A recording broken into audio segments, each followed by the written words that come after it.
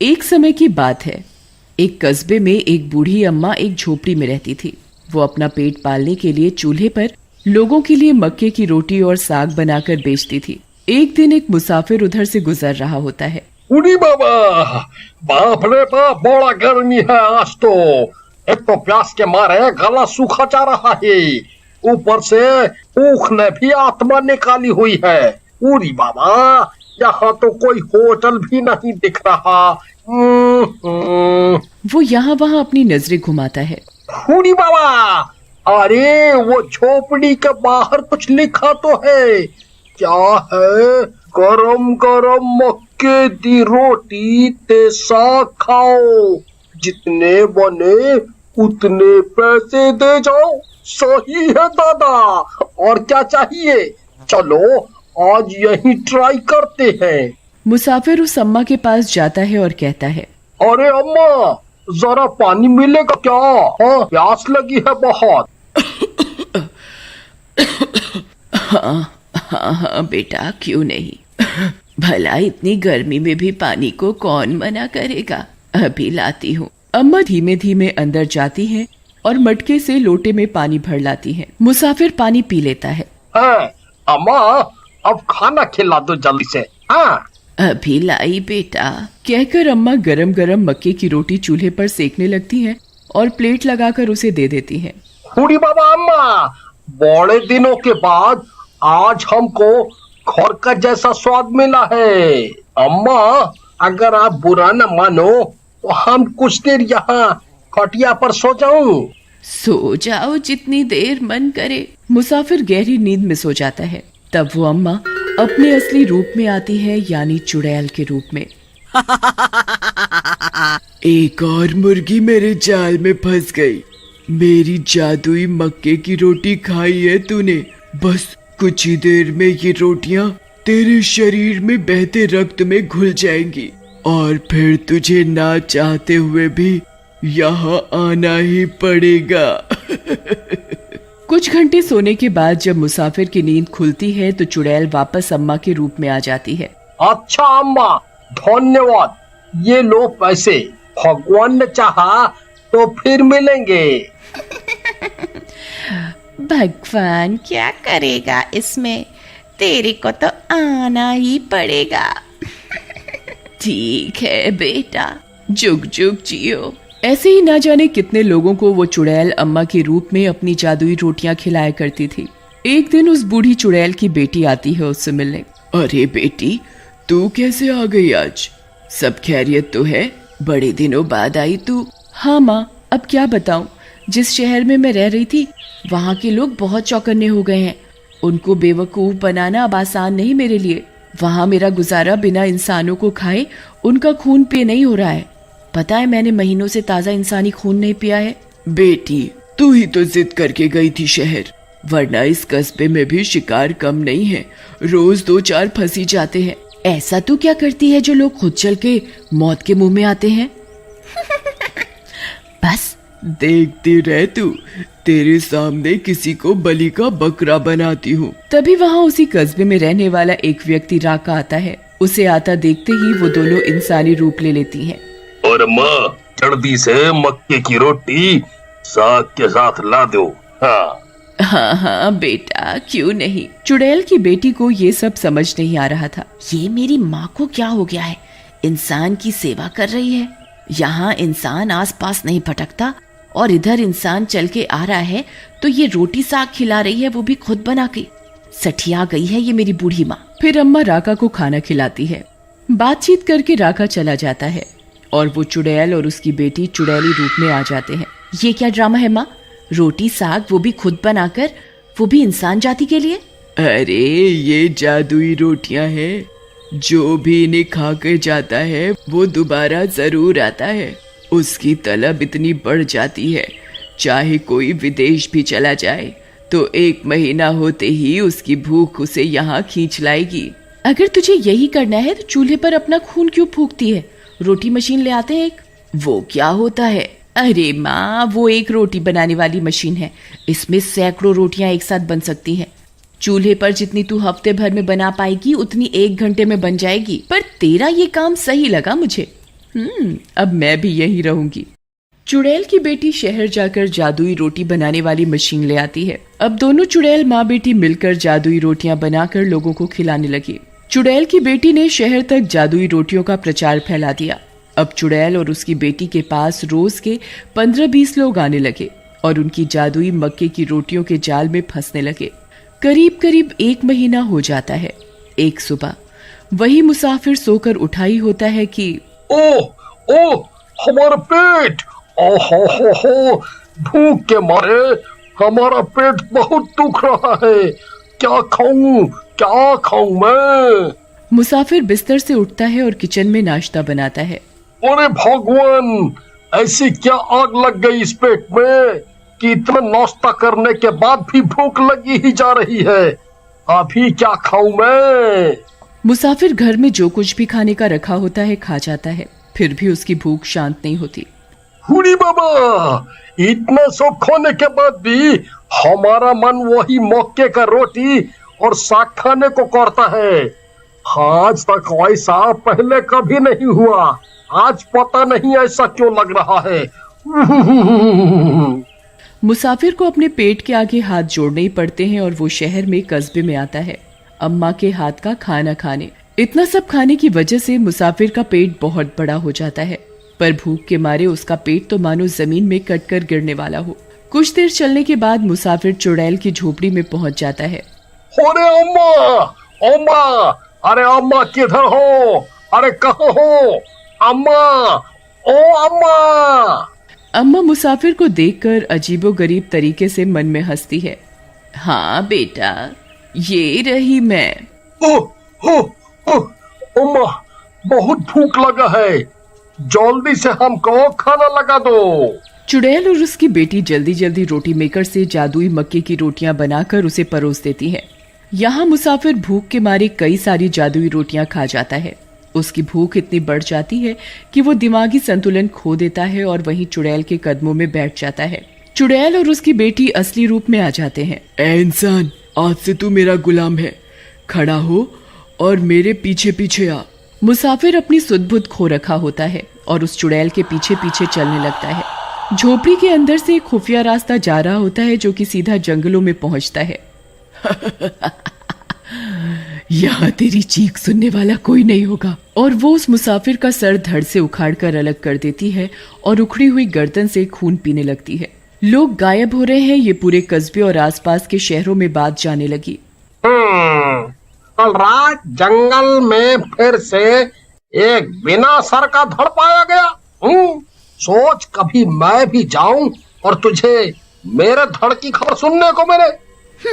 तुम्हारी हरकतें ऐसी हैं कि तुम्हें तो यमराज भी आधे रास्ते से ही वापस छोड़ जाएगा परेशान होकर। अब अमावस्या की रात आती है। आज रात को तो पूजा होनी है और इंसान की बलि देनी है। पर कहाँ से लाएंगे इंसान हम? लालच में आकर हम रोज के शिकार खा डालते हैं। कोई नहीं, मेरे पास एक तरकीब है, चलो। चुड़ैल अपनी झोपड़ी के बाहर बोर्ड में लिखती है, जी भर खाओ मौज उड़ाओ पर सिर्फ आज रात। फ्री में खाने का सुनकर कस्बे के वे सब लोग जिनकी तलब जगी पड़ी थी वे लोग आने लगते हैं। चुड़ैल और उसकी बेटी रोटी मेकर से कुछ ही घंटों में सबके लिए जादुई रोटियां बना लाती हैं और वे सब सुध-बुध खोकर चुड़ैल के पीछे जंगल में पहुंच जाते हैं। मैंने कहा था ना, मेरी जादुई रोटियां कितने कमाल की हैं। वाह माँ, मानना पड़ेगा तुझे। फिर दोनों माँ बेटी जोर जोर से हंसने लगती हैं। चुड़ैल पूजा की तैयारी करती है और सब लोगों को बलि देने के लिए नीचे मुंह करवा कर बैठा देती है। ओह मेरी चुड़ैलों, आ जाओ, उस दुनिया से आज इस दुनिया में आ जाओ। आज अमावस की रात हमारे लिए कितनी खास होती है, आओ जल्दी आओ। दोनों चुड़ैल माँ बेटी मिलकर आवाहन करती हैं। तभी आसमान से कुछ चुड़ैलें जमीन पर उतरने लगती हैं। अरे तूने तो इंसानों की फौज ही लगा दी आज। सब जादुई रोटियों का कमाल है। चलो अब जल्दी से पूजा खत्म करके फिर बलि चढ़ाते हैं, समय कम रह गया है। अकस्मात से उस रात कस्बे का प्रधान उस जंगल में पहुंच जाता है और ये घटना छुपकर देख रहा होता है। इधर सब चुड़ैल मिलकर उन गुलाम लोगों की बलि देकर उनका खून पीने लगती हैं। अरे बाप रे, चुड़ैल, कस्बे में चुड़ैल, वो भी झोली भर के। इतनी चुड़ैल देखकर तो लगता है चुड़ैलों की बारिश हुई हो। मुझे यहाँ से निकलना होगा, वरना मुझे यहाँ इन भूतनियों ने देख लिया तो मेरा भी राम नाम सत्य पक्का है। इधर चुड़ैल मिलकर उन लोगों का खून पी रही थी। इससे पहले कि कोई हमें असली रूप में देखे, हमें वापस झोपड़ी में चले जाना चाहिए। प्रधान लड़खड़ाता गिरता पड़ता घर पहुंचता है। अगले दिन से अम्मा और उसकी बेटी वापस मक्के की जादुई रोटियां बेचनी शुरू कर देती हैं। आखिर वो चुड़ैल यहाँ आई कैसे? कस्बे का प्रधान होने के नाते मुझे कुछ तो करना ही पड़ेगा। 2 दिन बाद लल्लन प्रधान के घर जाता है। उसके घर का दरवाजा खटखटाता है। प्रधान, ओ प्रधान, अरे प्रधान जी दरवाजा खोलो। कौन कौन कौन है बाहर? अरे प्रधान जी, हम हैं लल्लन, पंचायत वाले। आज इतना जरूरी फैसला करना था, कितने हफ्तों से फैसला अटका पड़ा था, और इतने जरूरी दिन तुम आए नहीं। ऐसा तो कभी हुआ नहीं, फिर अब कैसे है? क्या बात हो गई ऐसी, बताओ तो। मुझे कोई बात नहीं करनी, मुझे कोई बात नहीं करनी किसी से। तुम जाओ यहाँ से, जाओ यहाँ से। नहीं, मैं नहीं जाऊंगा जब तक तुम मुझे बात नहीं बता देते कि तुम ऐसा व्यवहार क्यों कर रहे हो। पहले कभी तुमने ऐसा नहीं किया प्रधान। लल्लन के लाख पुकारने पर भी प्रधान दरवाजा नहीं खोलता। लल्लन वहाँ से चला जाता है। मैं सबको कैसे बताऊं कि मैंने उस दिन जंगल में क्या देखा? कस्बे का प्रधान होने के नाते मेरा फर्ज बनता है कि मैं लोगों को उस मुसीबत से बचाऊं, उन खून की प्यासी चुड़ैलों के चुंगल से बचाऊं। पर कैसे कैसे? लल्लन घर आके रात भर इसी बारे में सोचता रहता है। कई दिन बीत जाते हैं। इधर चुड़ैलों का मौत का सिलसिला चलता रहता है। एक दिन प्रधान उसी सड़क से जा रहा होता है, तभी उसकी नजर उस मक्के की रोटी बनाने वाली मशीन पर पड़ती है। अरे, इतनी बड़ी मशीन, पर इस कस्बे में इतने पैसे किसके पास हैं जो इतनी महंगी मशीन खरीद कर ला सके? जरा चल के पूछा तो जाए, आखिर कौन रईस आ गया। प्रधान झोपड़ी की तरफ बढ़ता है और उस अम्मा और उसकी बेटी को देखता है लोगों को खाना परोसते हुए। इस झोपड़ी की हालत देखकर तो लगता है इन माँ बेटी को 2 वक्त का खाना भी मुश्किल से मिलता होगा, और रोटियां बनाने के लिए इतनी महंगी मशीन। कुछ तो गड़बड़ है। एक काम करता हूँ, मैं यहीं कहीं छुप जाता हूँ और देखता हूँ कि आखिर माजरा क्या है। तभी जो मुसाफिर खाना खा रहे होते हैं, उन्हें नींद के चलते अम्मा वहीं खटिया पर सोने को कहती है, और जैसे ही वे सोते हैं, अम्मा और उसकी बेटी अपने असली रूप चुड़ैल अवतार में आ जाते हैं। क्या बात है, हमें इससे ज्यादा सुकून की जिंदगी नहीं मिलेगी कहीं। बिना किसी खौफ के हमें शिकार पर शिकार मिलते रहते हैं। शहरों में क्या रखा है सिवाय डर के, और यहाँ देखो ऐश की जिंदगी। प्रधान ये रूप देखकर सहम जाता है। अरे, ये तो वही चुड़ैल है, जंगल वाली। इसका मतलब ये माँ बेटी इतने दिनों से भेष बदल कर इसी कस्बे में रह रहे हैं और भोले भाले लोगों को रोटी साग खिला के अपना शिकार बना रहे हैं। और यहाँ सबने इन्हें गरीब समझकर रहने के लिए जगह भी दे दी। पर ये तो आस्तीन की चुड़ैल निकली। कुछ तो करना पड़ेगा, जल्दी ही करना पड़ेगा, वरना ये चुड़ैल इस कस्बे को तहस नहस कर देगी। प्रधान भागे भागे पंचायत घर जाता है। मुझे कस्बे की पंचायत को ये सब बता देना चाहिए। कस्बे के हित की बात है, मुझे चुप नहीं रहना चाहिए। पर मेरी बात मानेगा कौन? क्या कोई मेरा विश्वास करेगा? अपनी ही सोच में उलझकर वो पंचायत घर जाते जाते रुक जाता है। तभी लल्लन उसे देख लेता है। अरे प्रधान जी, तुम इतना पसीना पसीना क्यों हो रहे हो? ऐसा क्या हो गया तो तुम इस तरह भाग रहे थे? कहाँ जा रहे? क्या करूं, इसे बताऊं या नहीं? ये मेरी बात मानेगा भी कि नहीं? अरे प्रधान जी, कहाँ खो गए? देखो लल्लन, मैं तुम्हें अब जो कुछ बताने जा रहा हूँ उसे ध्यान से सुनना और समझना। फिर प्रधान लल्लन को उस जंगल में देखी पूरी घटना बताता है। फिर आज जो कुछ भी उसने देखा वो सब विस्तार से समझाता है। लल्लन ये सब सुनकर दंग रह जाता है। ये तुम क्या कह रहे हो? चुड़ैल हमारे कस्बे में? हाँ, मैं सच कह रहा हूँ। मुझे पता है कोई मेरी बात पर विश्वास नहीं करेगा, इसीलिए मैंने अभी तक किसी को कुछ नहीं बताया। पर जो मैंने आज देखा वो खतरनाक है। भोले भाले लोग उस चुड़ैल की जादुई रोटियों के जाल में फंसकर मर रहे हैं और पंचायत का हिस्सा होने के नाते हमारा फर्ज बनता है कि हम कुछ करें और इस मुसीबत से सबको बाहर निकालें। बात तो तुम्हारी सही है, तो क्या करें? सारे पंचों को बताएंगे बात है? नहीं लल्लन, अगर ये बात जरा भी फैली तो लोगों के मन में डर बैठ जाएगा और मैं नहीं चाहता कि ये दहशत लोगों के मन में जाए। हमें ही कोई रास्ता, कोई तोड़ निकालना होगा। बहुत सोच विचार कर वे एक योजना बनाते हैं। अब चाहे जो हो जाए, हम सबको इन जादुई रोटियों से आजादी दिला के ही रहेंगे। हाँ। फिर वे लोग एक मंदिर में जाते हैं। वहाँ उन्हें एक बाबा मिलता है। वो बाबा को चुड़ैल के बारे में सारी जानकारी देते हैं। बच्चा, तुम लोग चिंता नहीं करो, बुराई कभी भी अच्छाई पर हावी नहीं हो सकती, इसका तोड़ जरूर मिलेगा। बाबा अपनी सिद्धिपूर्ण किताब खोलता है और उस मुसीबत से निजात पाने का तोड़ ढूंढने लगता है। काफी तर्क वितर्क करके बाबा एक नतीजे पर आता है। बेटा, जो जादू अन्न के सहारे इंसानी खून में मिलाया जाए उसका तोड़ बहुत मुश्किल है पर नामुमकिन नहीं। एक बार फिर सोच लो, ये बहुत खतरनाक है, इसमें तुम्हारी जान जाने की भी नौबत आ सकती है। प्रधान और लल्लन बाबा की बात सुनकर एक दूसरे की शक्ल देखने लगते हैं। फिर कुछ लम्हा रुककर दोनों लंबी सांस खींचते हैं और कहते हैं, हम पंचायत का हिस्सा हैं। कस्बे वालों ने हमें अपनी सुरक्षा के लिए पंच बनाया है। अगर हमारे रहते हुए भी उनकी जान की सुरक्षा हम न कर पाए तो तू है हमारी जिंदगी पर। क्या मुंह लेके भगवान के घर जाएंगे ये अपना फर्ज भी ढंग से ना निभा सके?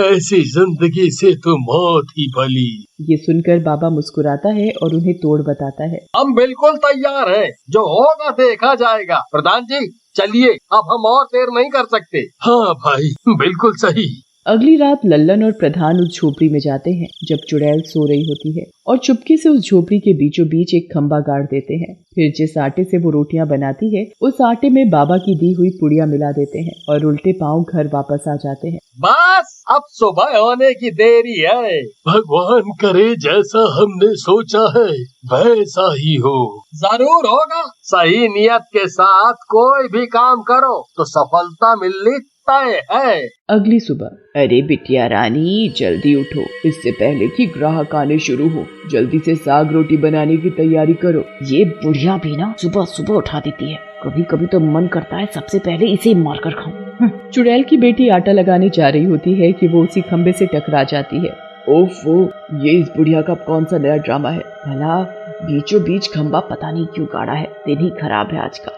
समय होते ही लल्लन वहाँ ग्राहक बनकर आता है। अरे अम्मा, जरा खाना तो खिला दो, दोनों की भूख लगी है। जा जा, शिकार आ गया, खाना लेके जा। जैसे चुड़ैल और उसकी बेटी थाली लेकर आते हैं। आज मेरा जन्मदिन है और आज मैं आप दोनों को भी अपने हाथ से खिलाऊंगा। वैसे भी मेरा दुनिया में है ही कौन। अब अम्मा, तुम ही यहाँ हम जैसे लोगों का पेट भरती हो तो तुम ही परिवार हो। अगर मैंने रोटी नहीं खाई तो उसे शक हो जाएगा।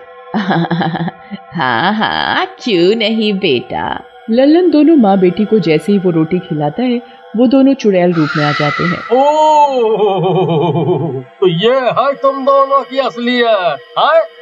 ये तूने अच्छा नहीं किया, अब तूने असली रूप देख ही लिया है, तो समझ कि तेरा क्या होगा। तभी प्रधान वहाँ जाता है। अरे हमारा क्या होगा ये बात की बात है, पहले तू अपना देख हैवान चुड़ैल। और दोनों मिलकर चुड़ैल माँ बेटी को उस खंबे की तरफ धकेल देते हैं। वो खंबा सिद्धि ताकतों से पवित्र करके लाया गया था। जादुई रोटियों में मिली भस्म से चुड़ैल कमजोर पड़ जाती है और खंबे में टकराने की वजह से वो हमेशा के लिए उसी में कैद हो जाती है।